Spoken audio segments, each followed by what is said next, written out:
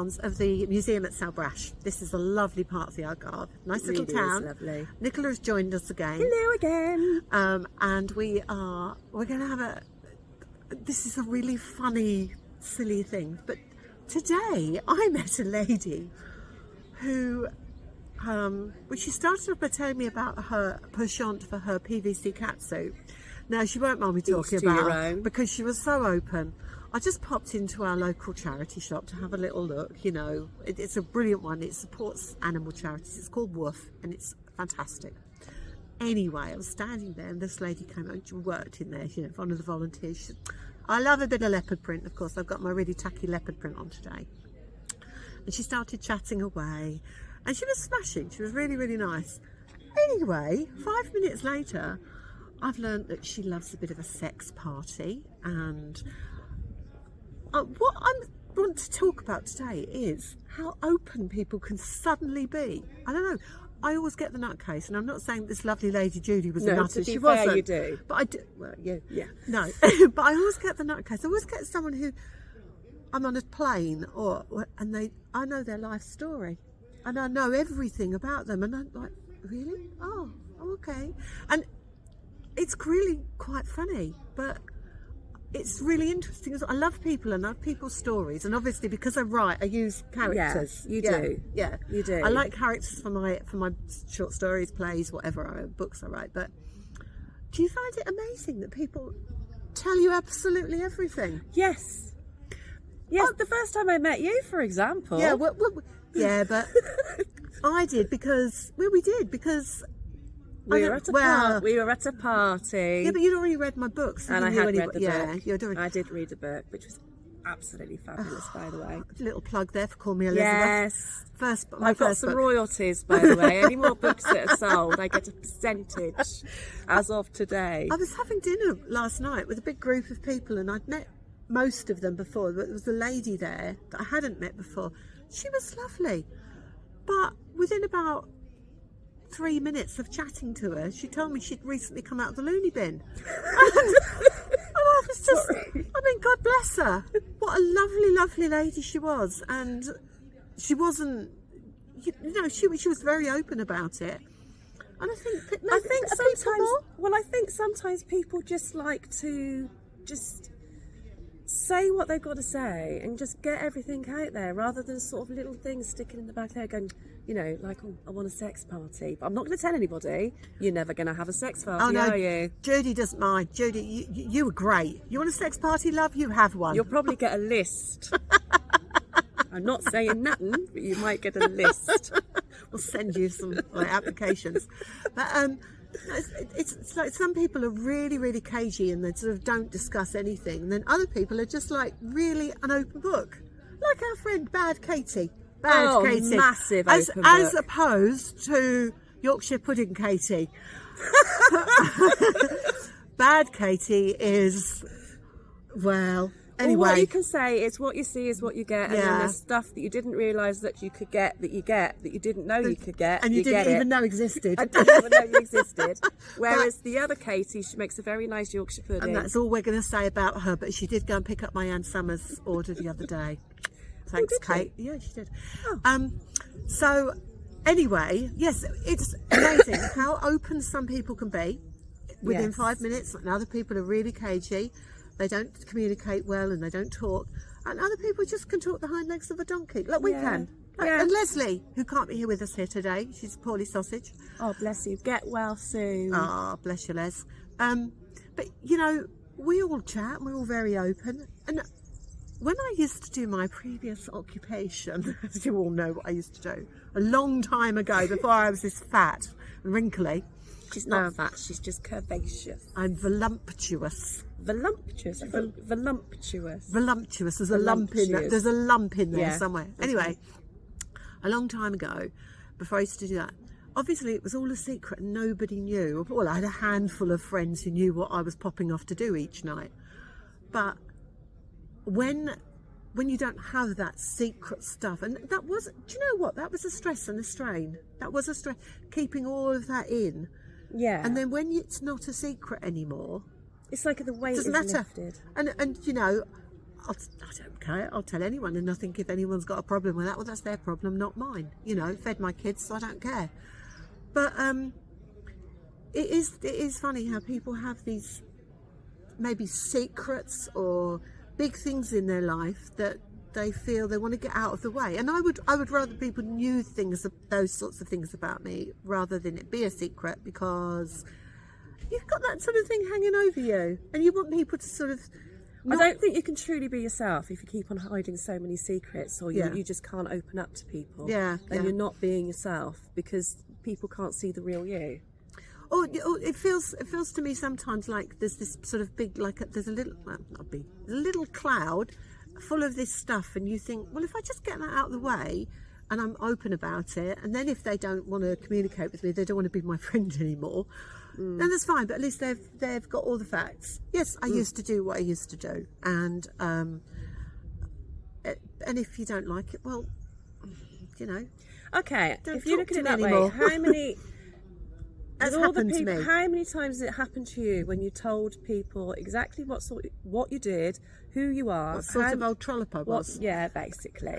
You know, how many people, if you could put it into a great big box, out of that box, how many people got out of the box? It has happened, and and it was quite hurtful, because I thought, well, instead of judging like that, can you not sort of listen to my reasoning behind it and see why I did all those sorts of things?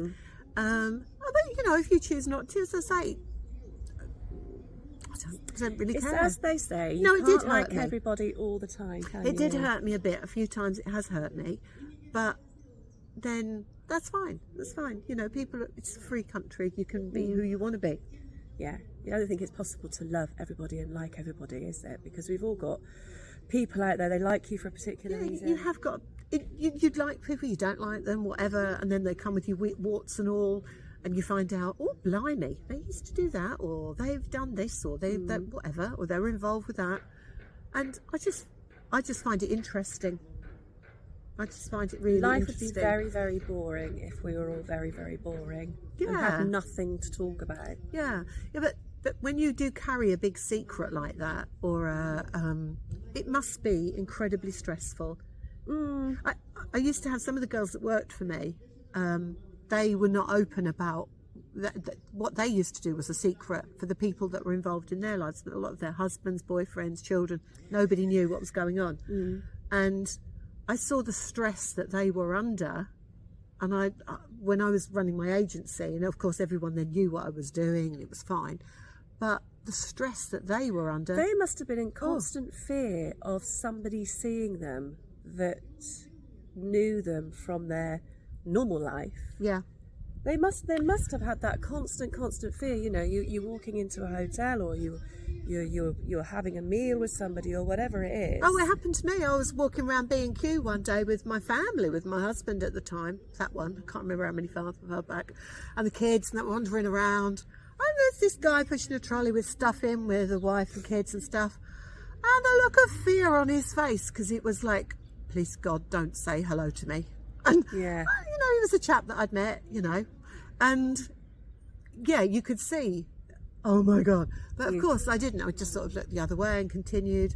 But yeah, having that huge secret must be really, really stressful. Yeah, carrying that burden and I not think being able so. to be open. So for me, yes, it's great. I don't think I have any more skeletons that everyone doesn't know about. I've got millions and millions and millions of skeletons. They're not in the closet anymore. Google her. Oh, please Google. don't. but you know, to live with that sort of pressure must Yes. be difficult. But Yeah.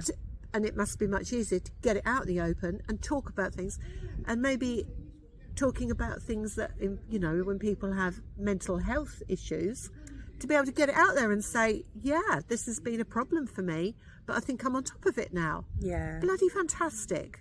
And the lady I met recently who talked to me about that, I'd never have realised, but she seemed really in control of it, and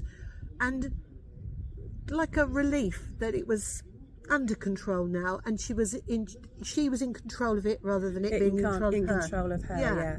Yeah. Yeah, because so many sad stories now with obviously with the mental health issue now coming so much to the fore. It's something that's talked about all of the time. You can't literally you put the TV on and there's some segment of mental health awareness, which I think now is such a good thing because it was such a massive taboo subject. You could never talk about it. Although I think for employers, you know, it must be a bit difficult when you've got an employee saying, I don't want to come into work today because I'm not having a good day. My mental health is suffering for whatever. And you know, there's got to be, of course, out of every genuine case, you always get someone who spoils it and takes advantage. People take advantage of using that banner just to see, you know, how much they can get away with. But it is a real thing. I have an elder brother that's got serious mental health issues. I've got friends of mine whose children have sadly taken their own lives because of it, you know, and it's just a very difficult subject to talk about, but it's a subject that you don't want to ignore at the same time. At least now I don't think there's the same personally. I don't think for our children's generation, I don't think there's the same taboos, stigmas. No. If someone's got an issue, you go, do you know what, I'm having a bad day, and people do back off and they'll go, okay, what can we do to help? Not, pull yourself together. Yeah. I try to be very open with my son. Like I do ask him. I do have a very good relationship with him, and we are quite close. And I am lucky. You're a much nicer mother than I am, though. You like him? Yeah, he's all right. Yeah, I like some of mine. Sometimes they're all right. Yeah, it depends if there's an hour in the month. Yeah, there is a bit of that. You're right, Stacey. It's January. Yeah, just don't come and stay with me for very long, will you? All right, I'll see you for half an hour. But you do get on well with him, and you have an open. And I think that's so important as well, to actually talk to your kids.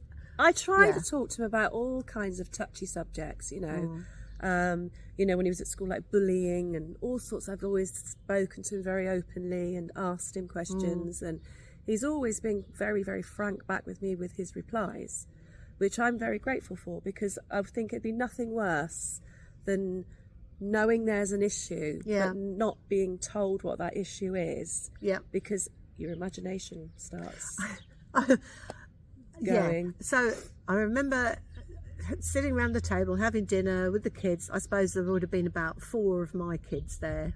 I don't know, maybe 5, who knows, I can't remember, I lose track, you know that. Did you take your socks off so you could count? No, I don't bother. I just cook loads of food, and they always turn up with friends anyway. I remember this one day, the kids are all sitting around the table, they've got some of their friends there. Jordan, who always used to turn up for dinner, love you Jordan, Charlie's friend, and which one was it? It was, I can't remember which one of Charlie's friends it was. Anyway, there was another one of the boys there. Yes, I do remember, and I'm not going to say his name, but he was there, and the kids were talking about drugs.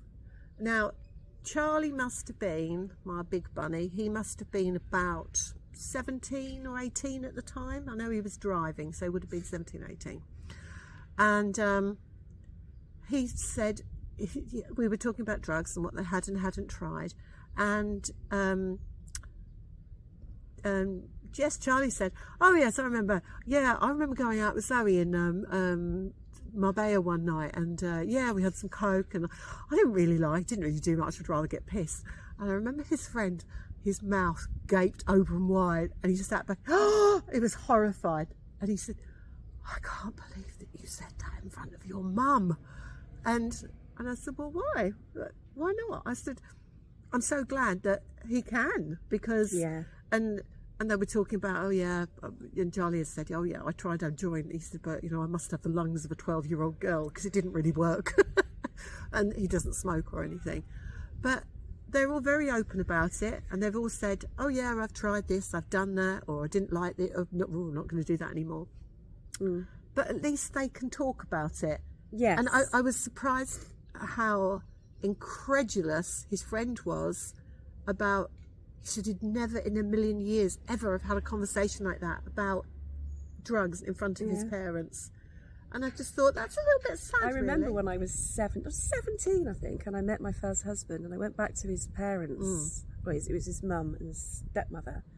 And she was our local barmaid called Gloria, and she had the biggest red hair. She had like Gloria, a how lion's fabulous. mane of the most amazing auburn hair. She was the typical barmaid. Bet you know. Lynch. Bet Lynch, but bigger and brassier and better. She was fabulous. I love her already. Oh, she was awesome. She's absolutely awesome. And I always remember the first time I went round to my then boyfriend's house, and they were sitting telling each other a story. And they were swearing at each other. And I'm literally with my mouth open. And I mean, I'm not just miles, it was like proper full-on swearing session. F and K. Foot and cut and butt and all sorts of things going on. And I'm sitting there thinking, if I said one of those words in front of my mother, even at the age of 17, she would have got a bar of soap and shoved that in my mouth. And when we left, I said, I can't believe you were speaking to your mum like that. He went, what do you mean? He said, we're always like that. I went, you swear like that all the time at home? Yeah, all the time. Couldn't believe it. Such a prim and proper little thing I was. Didn't know what was going on. Honestly. I don't think I used to swear in front of, I would have sworn like that in front of my parents. No. I remember hearing my grandma say, she said bloody once, and I remember being shocked within about an inch of my life about hearing my lovely little granny say this rude word. My mother said the F word the other day because she was repeating something back to me that my brother said. But she wouldn't normally. Gonsuela. Gonsuela's my mother, by the way. His name's Barbara, but we all call her Gonsuela. She likes like a bit my of Mexican ironing. housemaid. Yeah, she actually said the F. She dropped the F bomb. Blimey, I'm shocked. I was like, Mother, can't believe you dropped the F bomb. Honestly. Well, you see, openness is much easier. She Get on with it. just flashed. Yeah. I was that shocked. But it is much easier to live your life without this stuff. Maybe not quite as gushy as I'm, because I do like to get this off my chest. I don't want people to think that I've hoodwinked them or that I'm something I'm not, or I like them to be fully aware of the facts before they want to be my friend, if you know what I mean. I like being your friend. Do you? Yeah. Just because we drink. We do. A lot. Have you got my shoes? Yes, I have. I've got your slippers. Or a swap. That's another That's story. a story for a different day. Thank you so much for joining us. Nicola, thank you, darling. Thank you. It's been absolutely wonderful. I've had such a good time, even though it's relatively chilly. Actually, it's not that bad, No, is do you know what? it? It's lovely. I've been warmed up through the love. Oh, God, I want to be sick. See you again soon, everyone. Thank you. Bye. Bye-bye.